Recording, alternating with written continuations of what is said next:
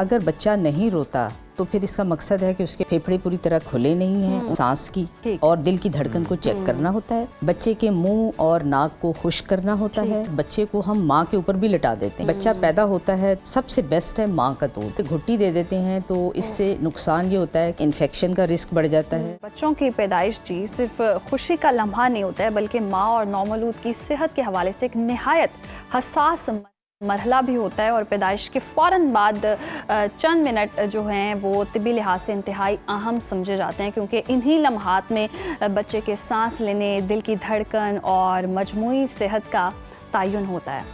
सवाल ये कि बच्चा पैदा होते ही क्यों रोता है, ये बहुत ज़्यादा सवाल है जो कि किया भी जाता है। और क्या ये रोना मेडिकली ज़रूरी भी होता है?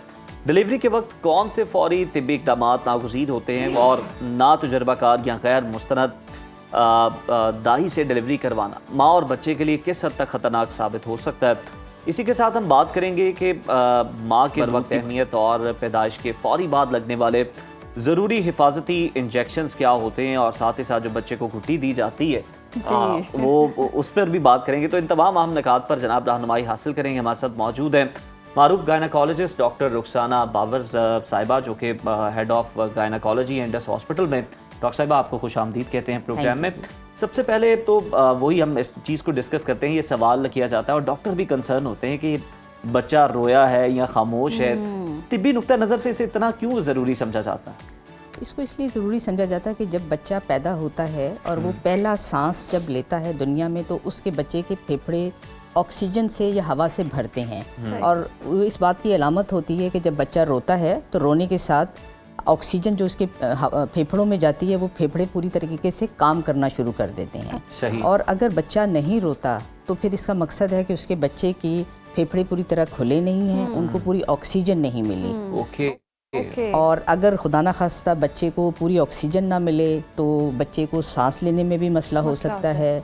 बच्चे के दिमाग को ज़ाहिर है ऑक्सीजन पूरी नहीं जाएगी तो उससे भी फिर उसको प्रॉब्लम हो सकती है। ज़बरदस्ती कहा भी जाता है कि बच्चे को रुलाएं और कोशिश ये की जाती है कि बच्चा रोए, और बड़ा टेंशन का माहौल होता है उस टाइम। तो डॉक्टर साहिबा, जब बच्चा पैदा होता है उस दौरान क्या तिब्बी इक़दाम करने चाहिए? क्योंकि बहुत सारे लोग बेहतियाती भी करते हैं कि बस अब बच्चा पैदा हो गया है, बस काम खत्म। जब बच्चा पैदा होता है तो उसमें सबसे पहले काम उसकी बच्चे की सांस की और दिल की धड़कन को चेक करना होता है। बच्चे के मुंह और नाक को खुश्क करना होता है, बच्चे को पूरा खुश्क करना होता है और बच्चे को गर्म रखना होता है। मुंह और नाक में जो भी कोई बच्चे की सिक्रीशंस होती हैं उनको हम साफ़ करते हैं। ठीक। और इस हिस्से में बच्चे को, जो ऐसे ने बताया कि हम थोड़ा सा रुलाते भी हैं ताकि बच्चा रोए, और वो रोने के साथ जो ऑक्सीजन अंदर लेके जाता है उसके फेफड़े पूरे फूलते हैं। और साथ साथ बच्चे को हम माँ के ऊपर भी लिटा देते हैं। ठीक। उससे ये होता है कि जब माँ के साथ कांटेक्ट होता है तो एक खुद ब खुद एक गरमाइश भी पैदा होती है, बच्चे को हीट भी मिलती है और मदर और बच्चे की बॉन्डिंग भी शुरू हो जाती है। अच्छा डॉक्टर साहब, बच्चे की पैदाइश की कितनी देर के बाद मदर फीड जो है वो ज़रूरी होती है, करवानी चाहिए? और हम देखते हैं कुछ अगर सी सेक्शन है या और केसेस हैं तो उसमें फिर पाउडर मिल्क, फार्मूला मिल्क जो है वो देना पड़ता है मजबूरी के तहत। तो ये कितने टाइम के अंदर आपको देना होता है बच्चे को? बच्चे का जब पैदा होता है, जैसे मैंने अभी बताया था कि जो पहला मिनट है वो उसका गोल्डन मिनट होता है जिसमें उसके फेफड़े हमने रुलाना होता है। इसी तरह से पहला घंटा भी गोल्डन आवर है।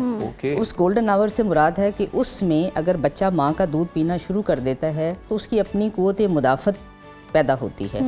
माँ का दूध शुरू में ही 1 घंटे के अंदर अंदर शुरू करना चाहिए। और इससे क्या क्या चीज़ें फ़ायदा होंगी? इससे जो माँ के दूध में क्लोस्ट्रम होता है और उसमें कुदरती तौर पे एक वैक्सीन है ये। अच्छा। और इस कुदरती वैक्सीन में जो चीज़ें शामिल हैं वो बच्चे के अंदर अपनी उसकी क़ुव्वत मुदाफ़त पैदा करेंगी। और उससे फ़ायदा क्या होगा कि बच्चे का निज़ाम हज़म जो अच्छा काम करना शुरू करेगा, बच्चे की बीमारियों से या इन्फेक्शन का रिस्क उसमें कम होता है। सही। अच्छा डॉक्टर साहब, जैसे ही बच्चा पैदा होता है उसको कौन कौन सी वैक्सीन्स की ज़रूरत होती है इब्तदाई तौर पर? किन किन इंजेक्शंस जो हैं, जो मस्ट हैं, जो लगने बहुत ज़रूरी हैं? जब बच्चा पैदा होता है तो नॉर्मली उसमें एक तो सबसे पहले बताया कि हम उसकी कॉर्ड को साफ़ करते हैं, और वो भी कोशिश ये होनी चाहिए कि स्टरलाइज तरीके से साफ़ हो और ट्रेंड लोग इसको करें। तो शुरू में जो वैक्सीन्स हैं उसमें कुछ पैदाइशी वक्त एक तो होता है हेपेटाइटिस की वैक्सीन होती है, BCG की वैक्सीन होती है। इसके अलावा विटामिन K का इंजेक्शन भी बच्चे को लगाया जाता है जो उसी वक्त विदिन हम लगा देते हैं। सही। अच्छा डॉक्टर साहब, जन्म घुट्टी के हवाले से वालिदैन को किन एहतियाती चीज़ों को मद्देनज़र रखना चाहिए, इसमें क्या एहतियात बरतनी चाहिए? अच्छा जी, जन्म घुट्टी, शहद या मुख्तलिफ़ चीज़ें, इसमें डिफरेंट किस्म की जड़ी बूटियाँ होती हैं। सही। ये तिब्बी तौर पे तो हम इसको रिकमेंड नहीं करते। हम रिकमेंड क्यों नहीं करते?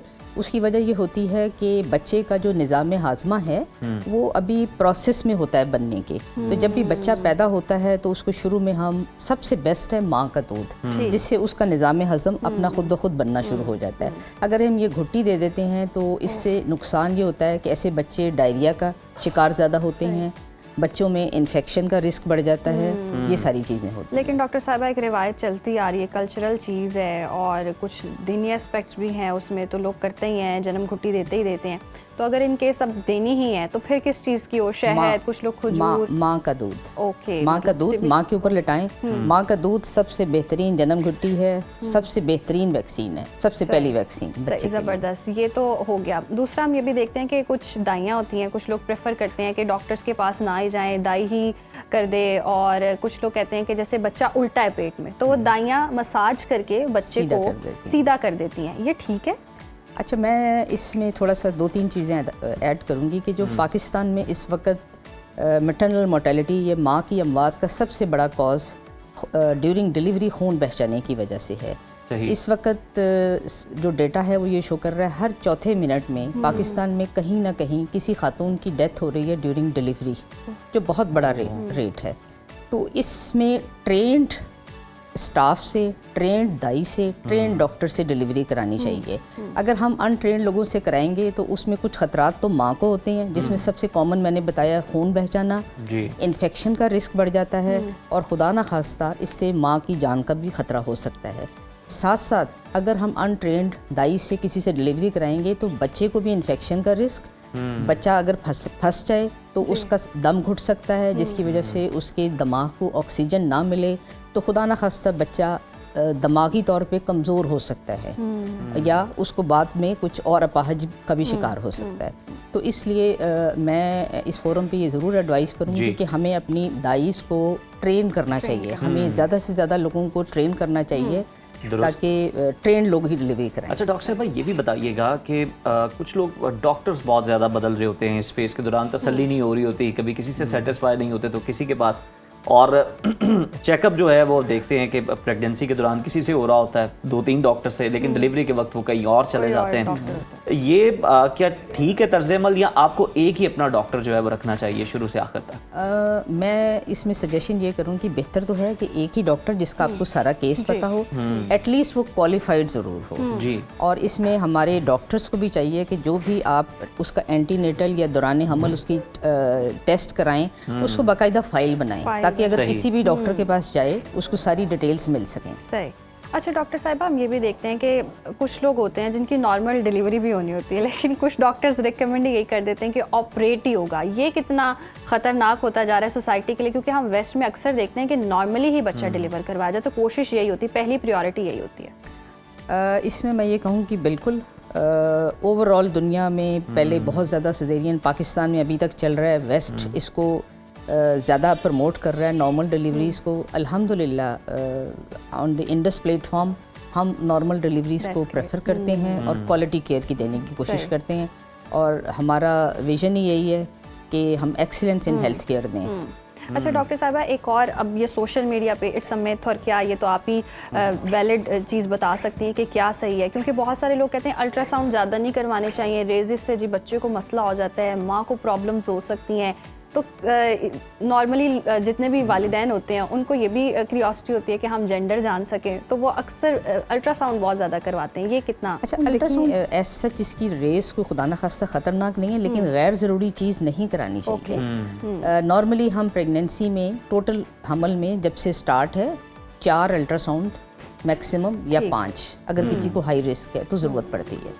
अच्छा डॉक्टर साहब, प्रेगनेंसी के दौरान कुछ मदर्स जो हैं वो बहुत ज़्यादा सेंसिटिव हो जाती हैं, बहुत ज़्यादा रेस्ट करना शुरू कर देती हैं, घर वाले करवा रहे होते हैं कि कोई काम काज नहीं करना, हरकत नहीं करनी तुमने, ये कितना नुकसान होता है माँ और बच्चे की सेहत के लिए आगे चल के? इसमें मैं यही कहूँगी कि पाकिस्तान में इस वक्त जो नेक्स्ट, एक तो मैंने बताया कि हमल के दौरान खून बह डिलीवरी के टाइम खून बह जाना, अब एक और बहुत चीज़ है, हर 6ठी से 7वीं खातून को शुगर हो रही है प्रेगनेंसी में, और उसकी एक बहुत बड़ी वजह हमारी डाइट प्रॉब्लम्स हैं और साथ साथ काम ना करना, फिजिकल एक्टिविटी। साहिबा ये पंजीरियाँ और देसी खाने ये ठीक होते हैं? पंजीरी देखें खा सकते हैं, लेकिन क्वांटिटी कितनी लेनी है ना, आपको कैलोरिक अपनी रिक्वायरमेंट तो कैलकुलेशन करनी चाहिए। तो इसमें नॉर्मल फिजिकल एक्टिविटी, मैं इसमें सिर्फ एक जुमला कहूँगी कि प्रेगनेंसी बीमारी नहीं है, it's a normal physiological change आपकी बॉडी में है। जो माँ बनने का जो एक जज्बा है या जो फीलिंग है, वो इट्स द बेस्ट फीलिंग, बहुत अच्छी फीलिंग है।